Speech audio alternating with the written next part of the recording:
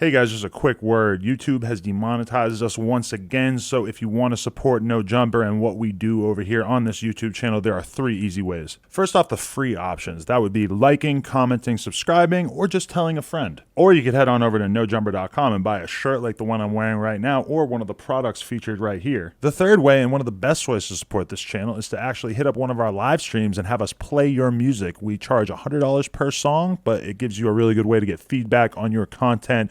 Plus, it really helps keep us making content since we can rely on those donations. The podcasts don't always make so much money, but those help a lot. So appreciate everybody for supporting. Let's get right into this content. No Jumper, coolest podcast in the world. Today, we're here to speak with a very important LA representative, somebody who's been through a lot over the last 6 months in particular. Jay Stone, how you feeling, man? Man, I'm feeling good, man. Yeah, it's nice to have you here, man. Good looking, man. I appreciate it. Yeah, I got a lot of respect for you. I've been hearing about you for a lot of years. All of a sudden, it seems like maybe your mission of whatever you've been trying to do is all of a sudden more important. Like, there's more weight on your shoulders. True or false? Yeah, I feel like I got the weight of the world on my shoulder. You know what I'm saying? Yeah.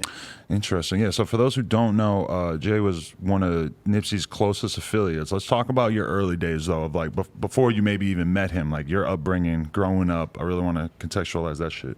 I mean, before the music, it was just the streets. You know what I'm saying? We would just be in the hood, you know, on 10th Ave all day, you know what I'm saying? And just, you know, doing what we doing in the streets. From what hustling. age? We were teenagers. Yeah. Yeah. So you guys went to high school together and everything like that? Nah, he went to I think he went to Hamilton. I went to Crenshaw. Okay. Yeah. And so where'd the connection come from in terms of you guys being so close?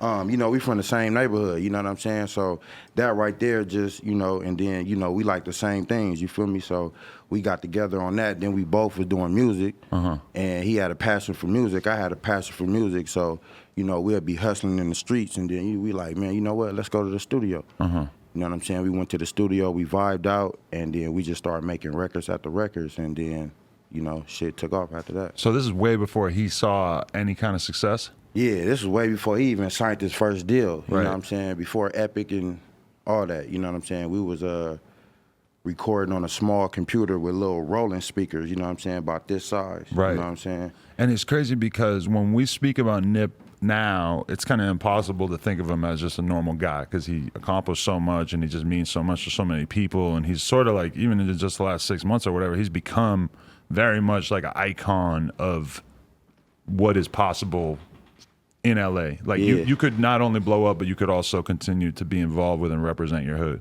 Yeah, man, that's dope, man. I always knew he was gonna be big, man. I always seen something big in him. You know, we from the same age, same era, you know what I'm saying? So, but I already knew he was more advanced than me, you feel what I'm saying? Okay. Just as far as with knowledge and music and, you know what I'm saying, things like that. So, I mean, I knew he was special. He was anointed, you know what I'm saying? So I always knew he was gonna make it big, you know what I'm saying? It's interesting because he always seemed like kind of such an old soul that it's hard for me to even imagine what he was like when he was A, really young, and B, hadn't really accomplished much in the music game. I mean, I can say he was ahead of his time, you feel what I'm saying? Like, yeah, definitely ahead of his time. Okay, and so you guys, what was the hustle? This was a long time ago, so I feel like I can ask of what it was like running around hustling at that time, because were you guys just on some like low-level dope dealer shit, or what was the name of the game at the time? Man, it was like fuck the middleman, you know what I'm saying? We'd be in the streets hustling, selling CDs and all that, you know what I'm saying? But we was gang members at the same time too, so we wouldn't be out there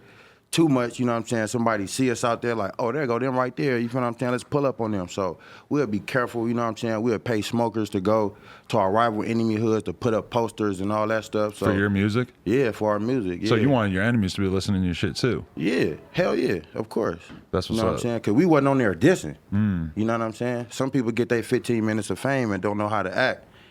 You know what I'm saying? See, there's a lot of people who blow up in the rap game and then they fucking kind of take that as just a license to sort of agitate their enemies. Yeah.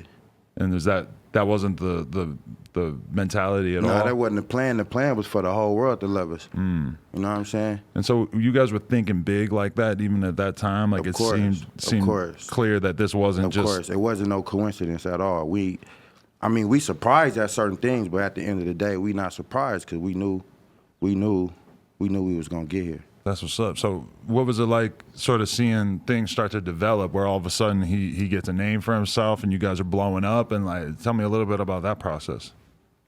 Man, I mean, we went through a lot, man. You know what I'm saying? I went to jail. You know what I'm saying? When was that? Man, years ago. I had to do years. Like, it seemed like every time bro would drop a tape, I'd get locked up right before the release. So I would miss like the fun part. I'd be there for the grinding part, and then right when the fun is get ready to happen, I always go to jail. Wow, really? Yeah, that's why he shouted me out on a lot of his music, like Free J Stone, Free Infant J Stone. Okay, yeah, because I was wondering how long the actual bid was, because I heard that so many times over the years. But it was a bunch of different bids? It was a bunch of different bids. I mean, altogether it was about like 9 to 10 years. Wow, it was like really? 4 years here, 3 years there, 2 years there, a year there. You know what I'm saying? I got you. Yeah. So, damn, like, what were you getting caught up with around that time? Just some simple shit, or what were the cases? Guns, man. I couldn't stop carrying guns. I had to have that burner on me. Yeah. You know what I'm saying?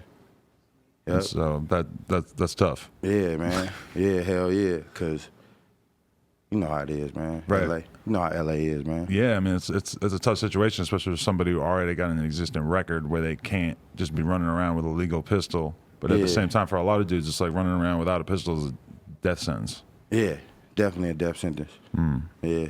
Was that, you know, because you're seeing Nip get bigger and bigger, more and more successful, but then meanwhile, is he telling you that you need to calm down, or were you calmed down? When you look back at that, were you? I mean, one thing about him, he always understood. Like, even when I was in jail and I'd be on the phone with him, I'd think he'd be hot at me because like we built a lot, and then I'd go to jail, and then he'd be like, "Damn, bro," like, you feel me? But he never really looked at it like I did something wrong. He was like, "Bro, I understand. You know, shit happens. You feel me? But you gonna be back out here. We gonna get this shit right." Were you guys sort of making more of a planned effort at pushing your career in the past year or so? It feels like you were sort of ramping up. You were having more videos come out. Yeah, doing like, more songs with him in particular. Yeah, like I went heavy last year. You know what I'm saying? But like, see, people don't know. Like, I was going heavy last year because I had to turn myself in. Oh. And you know what I'm saying? Go do like a few months and shit. So Another gun thing? Nah, just some old shit. You know what I'm saying? That caught up with me. You know. Okay. But yeah, man. Yeah, I was gearing up last year for this year. You know what I'm saying? So now this year they see the grind that I did last year, all the videos and the mixtapes and. You know what I'm saying? All that. Right. Yeah. So it must have seemed like particularly fucked up that while you're sort of gearing up for your career, then all of a sudden the situation takes place. Do you remember where you were when you found out? Yeah, man. I was on my way up there. Oh. Yeah. And I was already on my way up there. had it ever crossed your mind prior to that it wasn't a good idea for Nip to be so, you know, like, was that ever a conversation? Like, a lot of people have sort of speculated on that decision of him to just sort of be so casual and, like, you know, feeling comfortable in his own hood. But was that a conversation that internally you guys would sometimes have? Is like, damn, you know, this is kind of a hot place for us to just be at? Or did it feel like there was so much respect that it didn't matter? Man, it was just like so much respect, it didn't even matter. You know, yeah, we had talks, but like at the end of the day, bro, like, that's our neighborhood. You know what I'm saying? We not, you know what I'm saying? You can't take that from us. You know, typical day when you were posted up there, though, like the way that situation went down when you look at it now, was things weren't set up the way that they were. Obviously, you're supposed to have somebody around him, keeping an eye on him in that sort of situation. Or is it a situation where it just happened so fast that the normal safeguards that were involved didn't really work? I just know, man, if we was there, it would have been a whole different outlook. You know what I'm saying? Period. It would have been a different outcome. Right. And so you just get a call, or did you show up? And I got the call. I was already on my way up there, man. I got the call, and you know, I was 10 minutes late. Right. Yeah. Damn. And so you show up, and what? It's already covered in cops. You can't even get near it. Nah, I mean, I was right there. You feel me? As soon as I pulled up, he was leaving. Right. Yeah. That's crazy. And so, did you know about this situation with the person that he had the incident with? I ain't know shit about this dude, man. I don't even know where this nigga come from. Mm-hmm. So that's not even like somebody that you were necessarily familiar with, anything like that. I don't know shit. Right. And it's like when they have that conversation about that situation, it's crazy just because it felt like when I heard the description of it that Nip wasn't doing anything crazy. He was just being honest with somebody. It's like, if you have a certain thing associated with your name, I can't really be out here just taking pictures with you and shit. Yeah. And not in a disrespectful way. It was just more like, you know, you got to sort that shit out before we can be cool. Yeah. Was that like, is that the kind of thing that you've dealt with before too, or that was a common thing for him to have to deal with because he got everybody trying to be cool with him, including people that got all kinds of dirt on their name? I mean, I don't know, bro. That's L.A. It's crazy. Yeah, so Kind of hard to explain though, for real. yeah, it just feels like the kind of situation that it would be great to be able to avoid, but it feels like almost kind of inevitable that you're gonna, like, you know, I've had people come up to me on the street a million times trying to take pictures where I gotta say no. You know, where it's just like, I don't fuck with you, or I know people that don't fuck with you, blah blah blah, and it's like, it's always an awkward conversation, but you could never imagine it sort of transcended to that level. Yeah, real talk. So, okay, talk about what those next couple of days were like when you're basically trying to have to make sense of the worst tragedy you can imagine happening. I mean, shit, everything was just on pause, bro. I was crying for the next 2 weeks. Right. Feel me? Because you have to like restructure everything that you were planning and like Everything. Feel me? Everything. right. Everything. What about were you close with his family? Yeah. What was it like dealing with? His family like my family. You know what I'm saying? We family. It was that close. Yeah.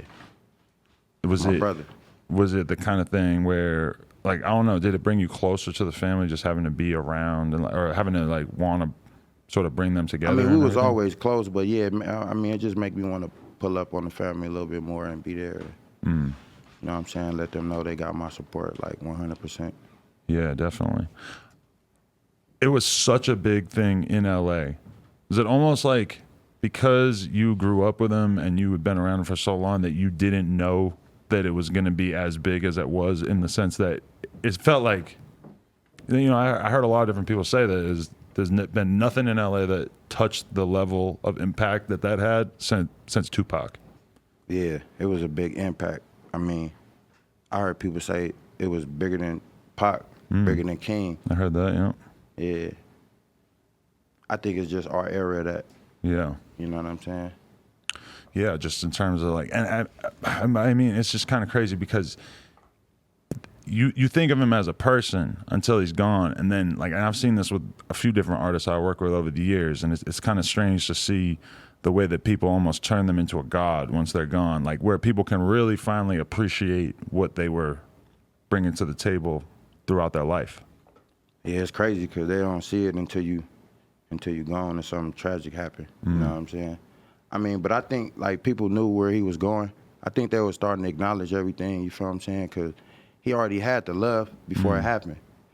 You know what I'm saying? So he was already doing good and doing what he was supposed to do. Yeah, he more than like a vast majority of rappers was really like building a career like long term. He didn't come out and just pop and then sort of fizzle out and keep trying to get his career going and stuff. It felt like it was very much like a steady build throughout his career. Yeah, we had to go through the motions. I mean, he could have easily just, you know what I'm saying, just took the easy route. Like, all right, I'm gonna sign this deal, I'm gonna do this, I'm gonna do that, just for a little bit of nothing, piece of fame or something like that. But like at the end of the day, like, you know what I'm saying, when it's all said and done, what you leaving to your kids, what you leaving to your family, like, you know what I'm saying, when it's all said and done, when you're done with that label, do you even have any of that money, or do you have any attachment to that album to where that album can, you know what I'm saying, pay for shit in a year, and years alone, you feel what I'm saying? Instead of walking away from a label with nothing. Yeah. And they own everything, including your album. Exactly. You know? Do you ever sign? You know, I'm negotiating. Okay. Negotiating. So you've been thinking about it. Was that something that he felt strongly about? Because he waited a long time to really do the label thing. I mean, of course, and that's the same steps, you know what I'm saying, we was going through too, you feel what I'm saying?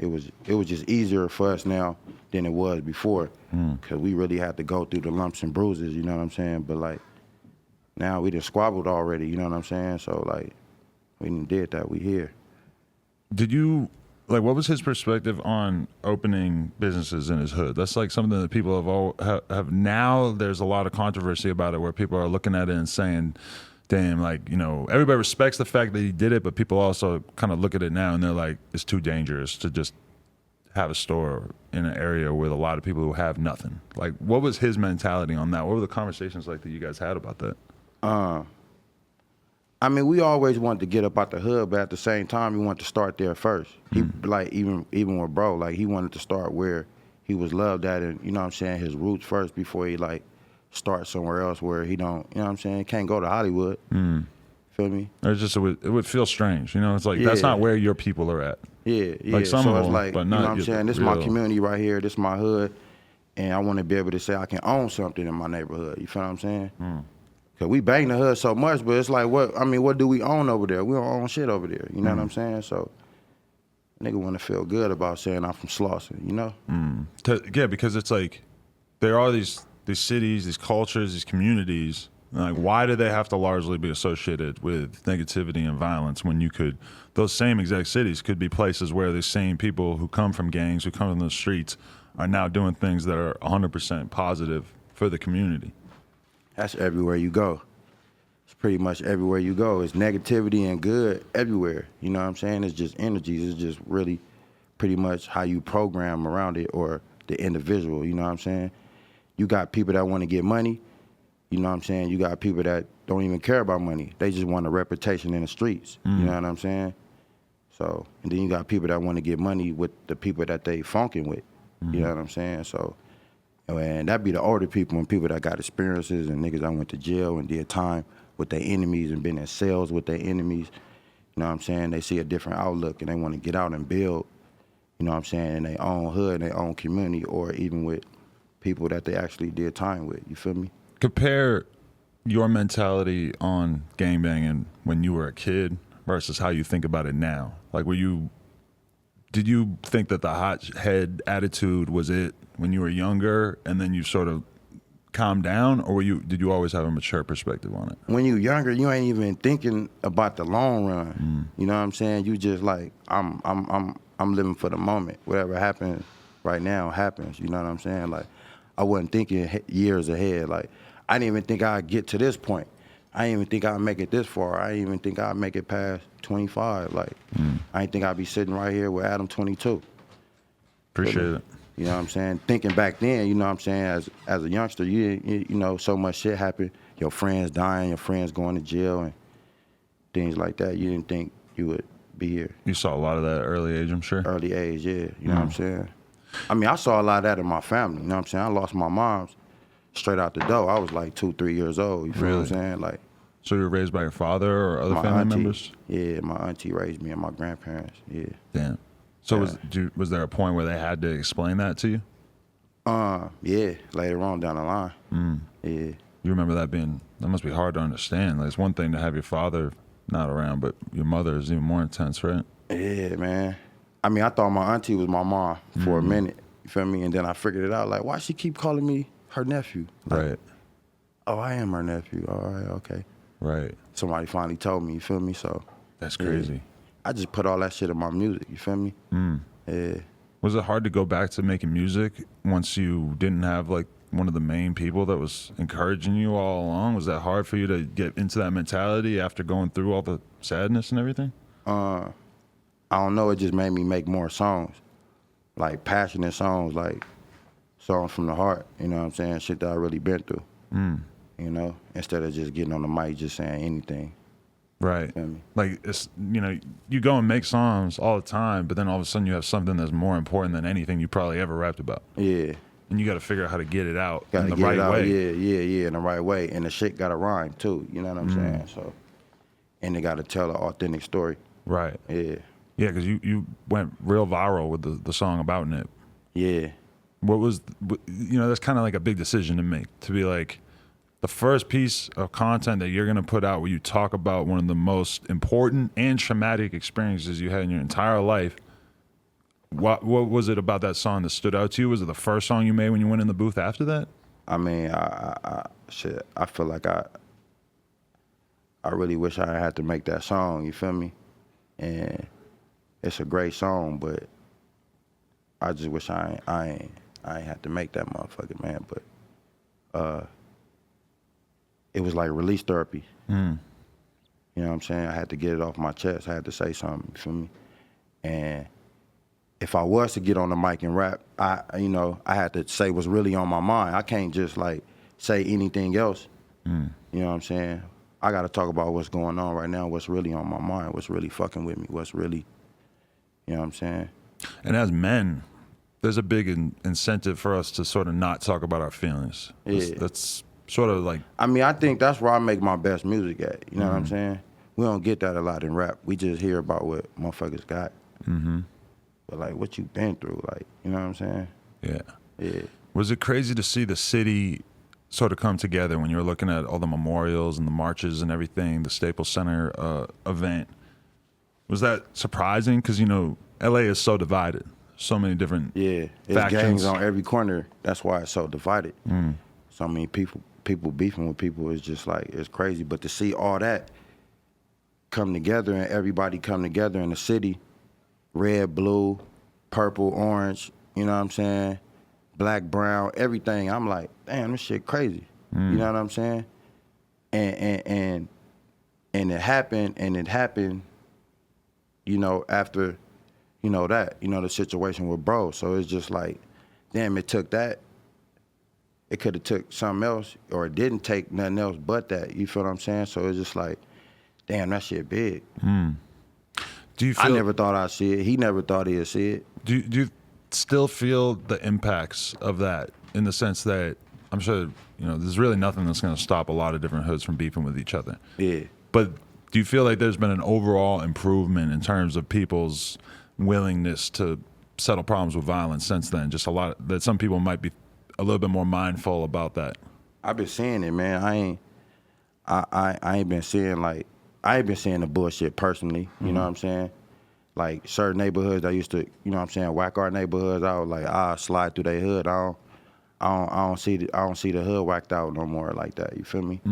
Like they might got little letters and all that shit whacked out, but like the actual neighborhood, like I ain't been seeing that since then. You feel me? Like Really? yeah. That's good. I feel like in terms of how people view you too, do you feel like it's a lot of responsibility on your shoulders because people are looking at you as like almost like Nipsey's primary representative? Yeah, because I was one of the ones that he, you know what I'm saying, put out there. Yeah. And, you know what I'm saying, let the world know that, you know, it's my day one, it's my bro right here, it's my nigga that I've been grinding with since day one, out the trunk with it. You know what I'm saying? Yeah. And yeah, so I just feel like, yeah, I got to step up to the plate.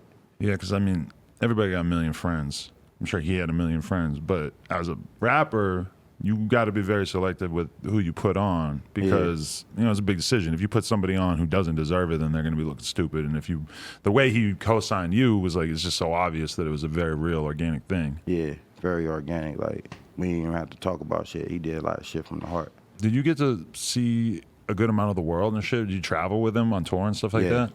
I went on a Crenshaw tour with him. Uh-huh. Went on a Victory Lap tour with him. Right. Yeah. All in the U.S. or you get to leave the country? Not all in the U.S. I couldn't leave the country. That's what I figured, yeah. Yeah.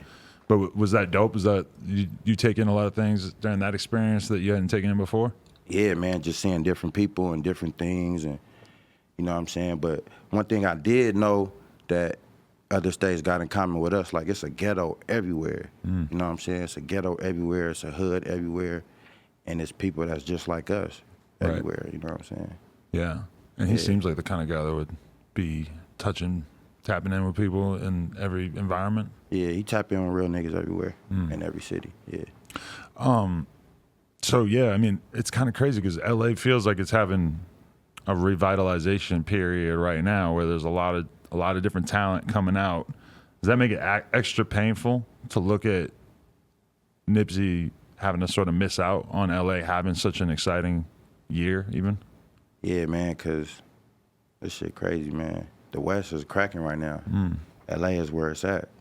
Compton, everywhere else, you know what I'm saying? Like, we got it right now. You know what I'm saying? We been had it, but I'm saying, like, we got it. You know what I'm saying? So I just encourage every West Coast artist, everybody from the city to just get together, man, and mash. It's time to mash, man, for real. Yeah. For real. Definitely.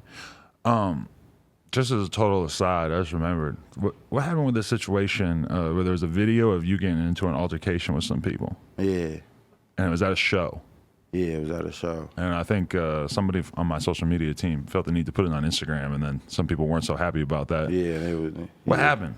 What can you say about that? I mean, you know how it is, man. You feel me? Like where I'm from, like other than me being Jay Stone, the rapper, like I am like Jay Stone from '60s too. You feel me? So like when I'm out there, and I see like, you know what I'm saying, people see me, you know what I'm saying, they might want to feel the need to get at me because I'm a trophy. You feel me? Where I'm at.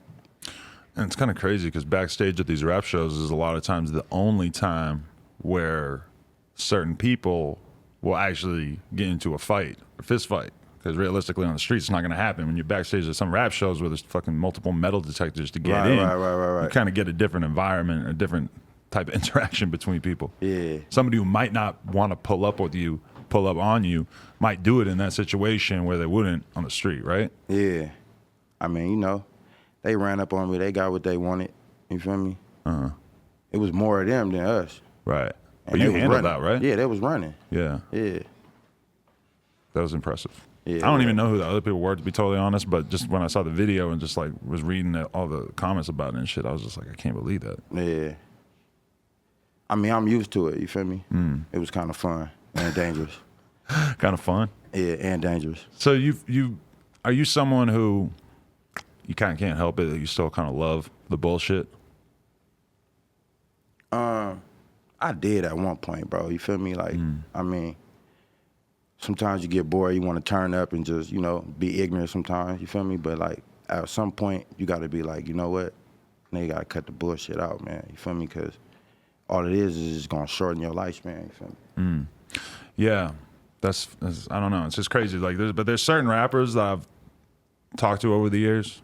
Like Greedo stands out as an example. Mozzie stands out as an example. They're my niggas, man. Greedo and Mozzie. Shout out to Greedo. Free Greedo, man. Greedo. Yeah. But they stand out to me as people who, for better or for worse, they just kind of love the street shit so much, and that's why they can talk about it so well. Yeah. But might also sometimes be the reason why they might still have issues with the law and shit.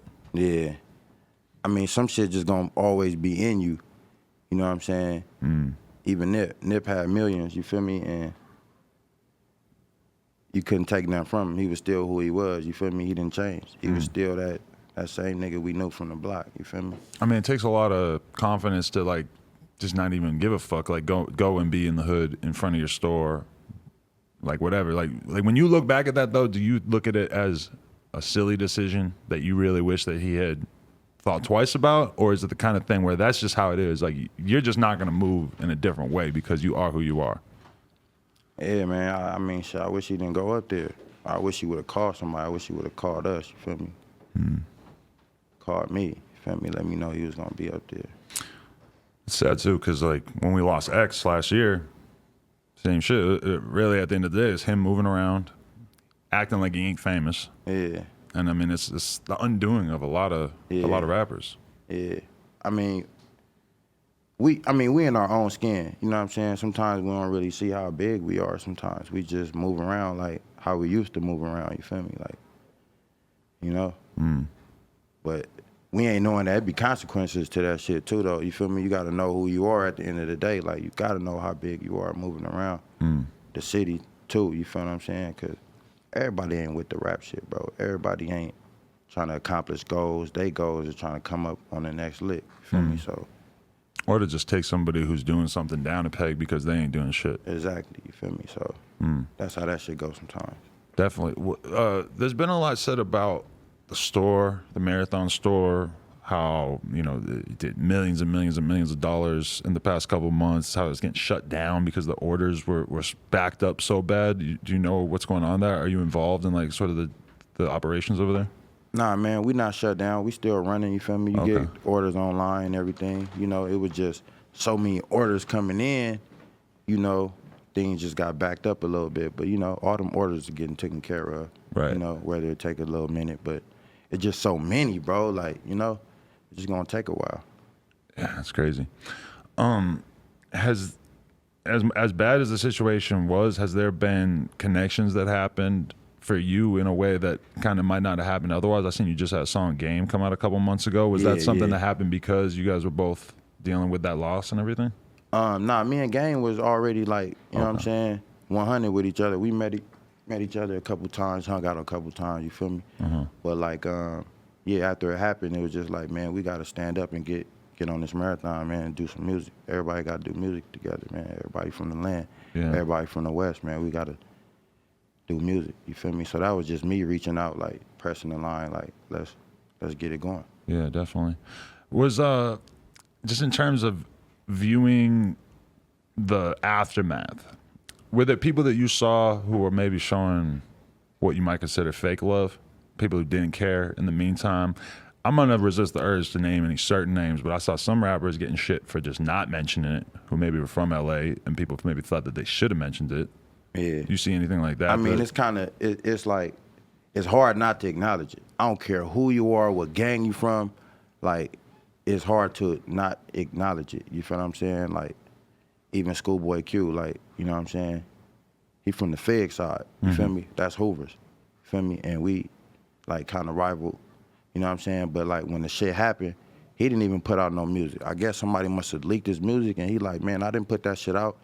Like, I ain't putting out no music this week, you feel me? And I respected that, you feel me? And he was someone where people tried to say, oh, you didn't say anything about Nip.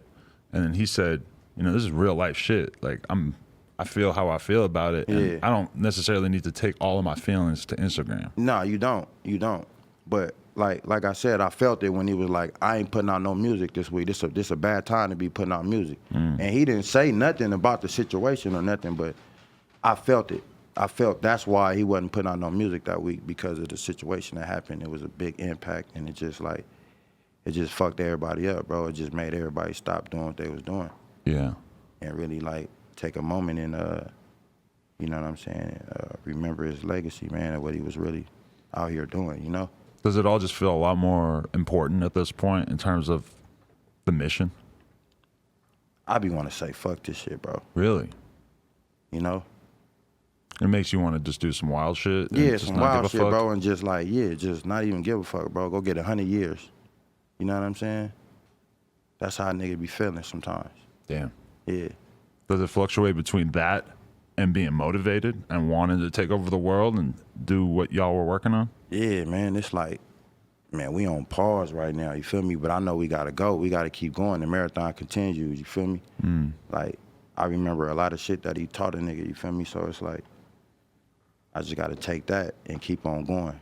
The name, you know The Marathon Continues, seems weirdly prophetic, because that was, you know, that very much is like a good slogan for what needs to continue to happen now. Yeah, but it just fucked up because that ain't how it was supposed to end, bro. Feel me? That ain't how the marathon was supposed to end, so. Yeah, definitely. Was it hard for you to see, and again, I'm just not even gonna name names, we can talk in generalities, but certain rappers who ain't even from LA who maybe had disrespectful things to say, saying things about his girl, anything like that, is that hard for you to be sitting at home and seeing on Instagram? It just make me want to fuck dude up, you feel me? When I see him. You know? Anybody that got anything disrespectful to say, you feel me? That's just how I feel. That's like the most bare minimum amount of decency that you could ask for, to ask somebody to not have something negative or something weird to say in a moment like that. Yeah. Yeah. But for somebody like you, it's like, you're not going to hop on Instagram and say, fuck you. Because I mean, what is it gonna do? You feel me? Like, that's clown shit at the end of the day. Like, but I'm gonna let it be known. You know what I'm saying? Like, nigga ain't feeling that when I see you. You know what I'm saying? Real niggas gonna holler at you. I'm gonna holler at you. I mean, there's a lot of blowback in LA. Certain radio stations stopped playing certain songs from certain artists who maybe were disrespectful. Yeah, I heard that. Yeah, I mean, that was crazy. Yeah.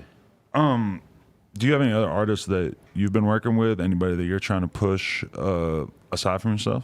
I mean, you know, just the camp, All Money In, you know what I'm saying? Me, Pac-Man, Cobby, Cuzzy, Killer Twine, you know what I'm saying? Boss Hog, BH, you know?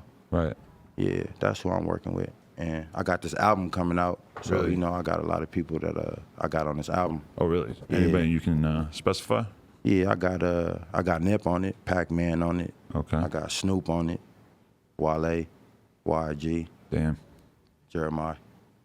YG has shown so much love to Nip in a way that was really impressive. Is that encouraging? Is that exciting because of the fact that, you know? I mean, that's my nigga Jizzle, man. Yeah. He just showing 100% genuine love, like he know. You know what I'm saying? Like, him and Nip, they was like this, you feel me? So it was like, that shit ain't going nowhere. That's one thing Love that is forever. when people pass in the music industry, and sometimes it feels like, oh, everybody's just playing their songs at their shows and trying to show love, and it's kind of fake or whatever. But like, there especially comes a time period when it's maybe a year or 2 years later, when maybe it's not necessarily the cool thing to just be talking about somebody who passed. Yeah. But at times like that becomes really important because, I mean, YG or you will be repping Nipsey for the rest of their careers. And it's like, sometimes these fans, they might be new fans. It might be their first rap show. They might not really know about Nipsey. It's like important to keep it going. Keep pushing that because at the end of the day, it's like, you know, there's so much information coming out at all times that for certain people, it could be easy for them to forget about it. It's like important to fight to keep somebody's name alive at that point. Yeah, man. So we just gonna squabble until it's over with. We finna be squabbling for the rest of our lives, man. Try to keep that shit going. Yeah. Keep his legacy up there, man. Keep it going. Cause, you know, we got our own lives. We got our own movements going. But at the end of the day, like, we not finna let that marathon die, period. And we not finna let bro name, you know what I'm saying, go away. That's He's real. gonna be remembered forever. You know what I'm saying? We gonna make sure of that. For sure. Tell me about this hat that you brought me, by the way. Thank you very much for that. Yeah, man, it's my 25-8, no brakes hat. You know what I'm saying? It's my brand. You know what I'm saying? 25-8 on the front, no brakes on the back. You feel me? Fire. So, that's what's up. You I know, appreciate like that, G. 24/7, it's 25/8, man. It's just like overtime, nonstop, no sleep, no breaks. Right. You know what I'm saying? So that's the movement. Is 25-8, A and B, all money. A&B, all money in, play ball, all that. Yeah. That's what's up. So the album, you got any potential idea when it might be coming out? Yeah, November 6th. November 6th. Yeah. That's what's up. Yeah. Damn. Anything else you have in the works or just focused on the album? Yeah, the album right now. You know, we was working on an All Money In album. All of us, me, Nip, Pac-Man, Cuzzy, the whole squad. Could you see it still happening at this point, or how's the energy around that feel? I see it happening, just not at the moment, but I see it happening though. You know, it's a lot of things we got to get together. You feel me? Get it right. For sure. If you had to sort of, in a general sense, like what would you say is the message that was more important than anything else that Nip had for the world that you think that he would want to share with people, even doing something like this?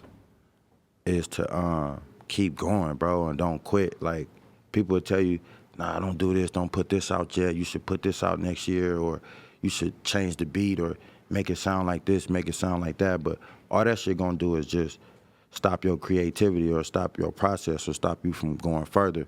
Because now you listening to all these different opinions, so now it stagnates you from moving forward, you feel what I'm saying? So just don't even listen to a lot of people, man. If you feel it in your heart to do it, just go. Don't let nobody tell you no. Don't let nothing stop you, and never quit.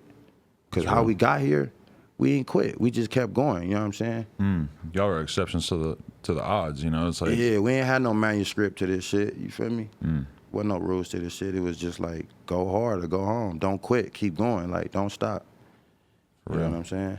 that's what people need to know, especially people that are coming from a situation where even making anything out of yourself feels almost impossible. Yeah, real talk. That's real. All right, man, I appreciate you coming in. This is your first, like, real long interview, huh?